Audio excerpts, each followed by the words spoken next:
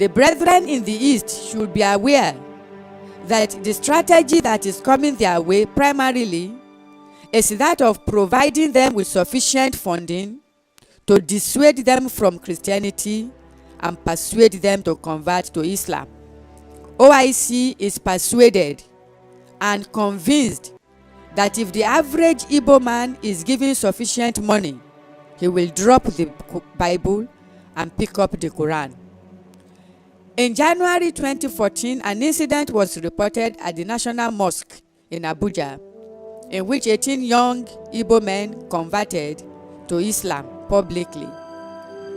Those 18 young men between the ages of 25 and 35 received a lot of money for their conversion. The governors of Sokoto State and Bauchi State gave the young men 5 million naira each. It was reported that Governor Rocha Sokorocha of Imo State gave them 2 million naira. Of course, the governor later denied it, but he has not sued any of the newspapers that carried the story to court. It was also reported that retired Governor Jules Okalu gave the converts to Islam 1 million naira. It will appear that money is beginning to play a crucial role in whether the brethren in the East will remain Christians or not. It is advisable that Christians should be aware of this conspiracy, and our brethren in the East should be alerted, and they should be discipled that money is not everything. We are not 21st century Esau who will sell his birthright for a morsel of porridge. Southwest. OIC said 30 years ago in a strategy document, in Yoruba land, both Christianity and Islam are superficial. This implies if a Yoruba man tells you that he's a Christian, OIC says don't mind him, he's not a serious Christian. If he tells you that he's a Muslim, don't mind him, he's not a serious Muslim. According to OIC, the real religion of the Yoruba man is traditional worship. Therefore, OIC proposed that for the Southwest, it will start an Islamic movement that looks like Christianity. This Islamic movement will meet on Sunday when the Christians are meeting. It will conduct weddings like Christians. It will do programs like Christians. Whatever is done in the church, this Islamic movement will replicate it in the mosque, so that in the process of time, there will be no difference between Christianity and Islam in the Southwest. And the average Muslim in the Southwest will see no difference between both, and there will be no need for him to convert out of Islam. This movement has started, and we are seeing the like of it. It is called NASFAT. In the South-South, OIC said that radical youths should be given scholarship to study in Arab nations, and they should be converted. According to the information reaching us, their first experiment worked beautifully, and they have proceeded to take many more young men from the Niger Delta who are now undergoing scholarship and studying free of charge in Islamic nations in the Middle East and in Asia. It is those young men who will return to the Niger Delta as the foot soldiers for Islam. A document was received in 3rd August 1989 from the Arab African International Bank, AAIB, with a letter that says, "We confirm that the sum of US $21 billion was transferred through us, AAIB, by 3 Swiss banks as the federal government of Nigeria's special donation to the Islamic Development Fund of the OIC for the total Islamization of Nigeria in particular and Africa in general." According to documents at our disposal, OIC issued some instructions to the military president Ibrahim Babangida in February of 1990. It is due to the grace of God and divine intervention that these instructions have not been executed. But let no one be in any doubt, these instructions have not been voided. Sooner or later, Islam is going to try to implement them, because OIC is bent on turning Nigeria into an Islamic state. Salient points in the document are as follows. The President of Nigeria was instructed to place total ban thereafter on all form of worship by Christians, Ahmadiyas, and other tribal religions. Number 4 of the instructions: impose Sharia law on Nigeria, Islamize all universities, colleges, and schools and courts of law in the Federal Islamic Sultanate of Nigeria. It should be noted that as far back as 1990, the name of the Federal Republic of Nigeria was changed to Federal Islamic Sultanate of Nigeria. Again, it is by a stroke of divine intervention that it has not been implemented. It is our hope that the Nigerian Church will not exercise the same carelessness that it demonstrated in 1988. In 1988, the Christian Council of South Africa addressed letters to the elders in charge of the churches and Christian missions in Nigeria. The letter warned of the imminent plan to disrupt Nigeria, that there was a proposed plot by northern Muslims and their Arab OIC supporters to destroy churches, carry out mass murder of Christians in Nigeria with more intensity in the northern states of Nigeria. This letter was sent to the leaders of the church in 1988. Nothing was done by the church. And today, we are seeing it come to pass that there is mass murder of Christians in Nigeria. Churches are being destroyed in Nigeria with more intensity in the northern parts of this nation. It is our hope that this warning that is coming as a wake-up call to the church will not be ignored again by the leaders of the church.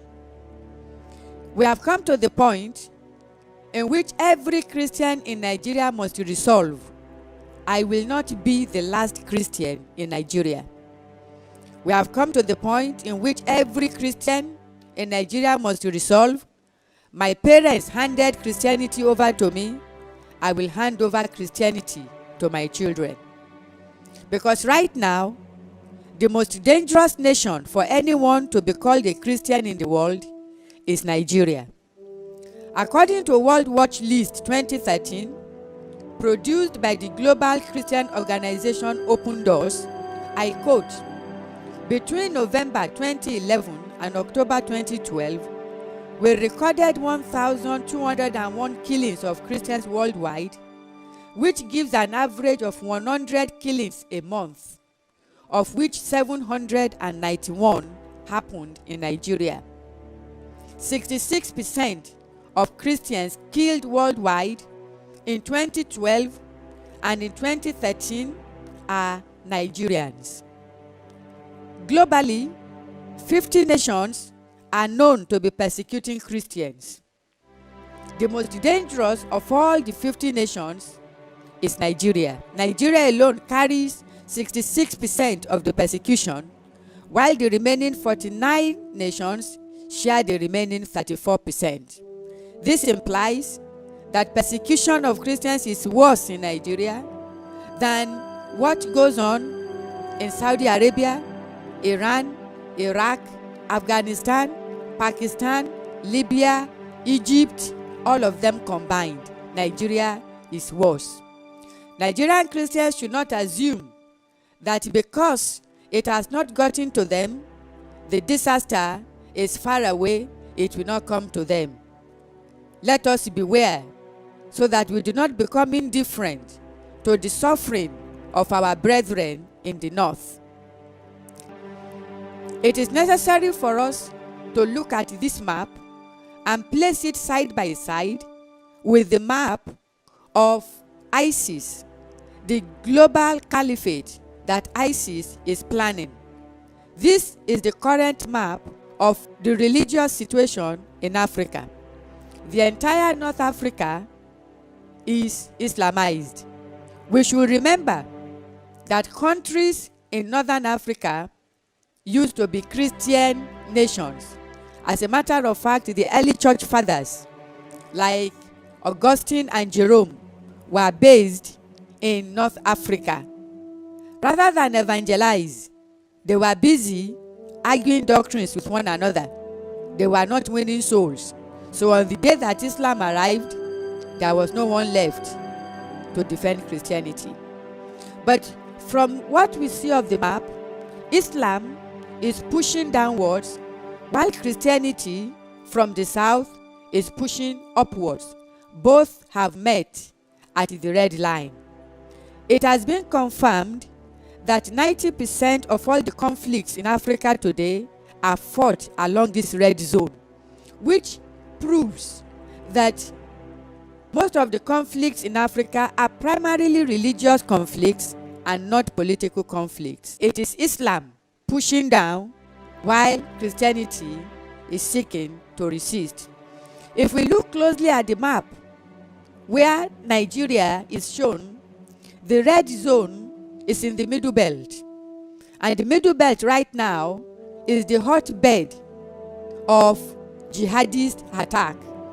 It is in the interest of every Christian in Nigeria to make sure that Christianity does not collapse in the middle belt. If Christianity should collapse in Plateau State, Nasarawa State, Benue State, Taraba State, then Islam may most likely overrun Christianity in the south. Before it is too late, it is in our best interest to reinforce Christianity in the north so that calamity does not befall Nigerian Christians. At this point, someone may wish to ask, so what shall we do? What is the Nigerian church supposed to do now? Or what am I supposed to do as an individual? There are things that we should do immediately, corporately, and individually.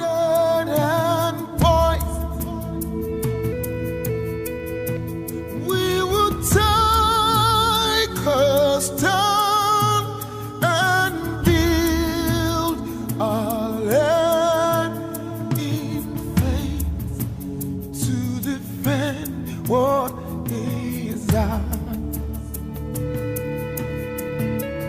Here we are.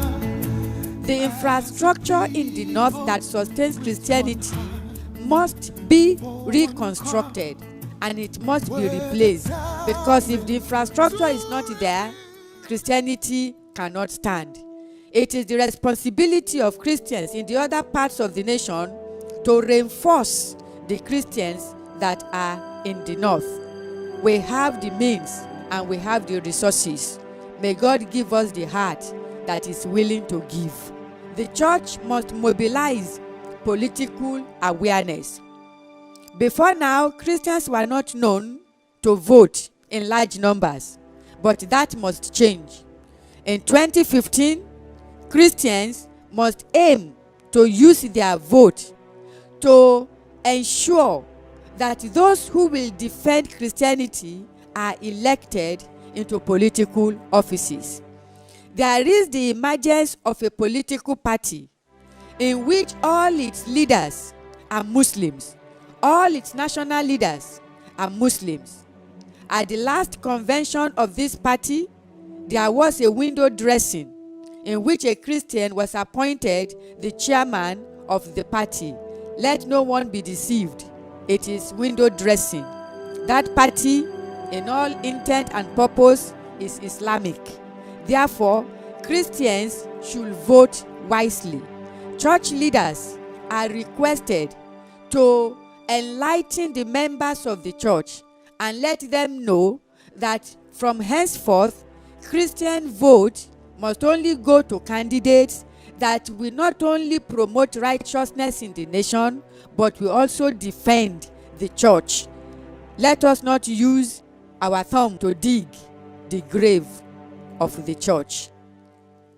We are using this medium to call on every Christian in Nigeria and beyond Nigeria that are Nigerians, that it is time for the church to wake up, for the Nigerian church to come to terms with the reality of the Islamic agenda. It is time for every Christian in Nigeria to realize that there is a deliberate plan, intentional plan, well-articulated program to wipe out Christianity in Nigeria. Of course, the Muslims will deny it. They will, naturally, because you do not expect them to admit that they are planning to wipe out the church.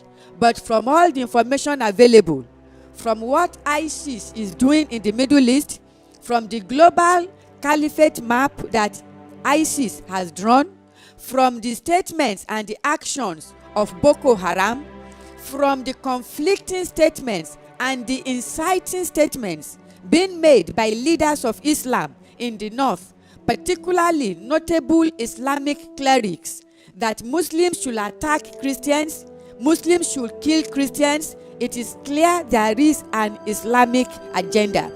We are not, by this presentation, trying to promote war in the land. On the contrary, we are seeking to promote peace, and we are urging Christians to respond prayerfully. The response of the church to the present challenges must be prayerful. We do not advocate the church or the Christians purchasing arms to fight. It must be a prayerful response, and the prayers must be preceded by genuine repentance. Once the church can repent, once the church can unite, once the church can become militant in prayer, the church will defeat the Islamic agenda. Thank you, and God bless you. I believe, and I know you do too. Yeah, yeah, yeah.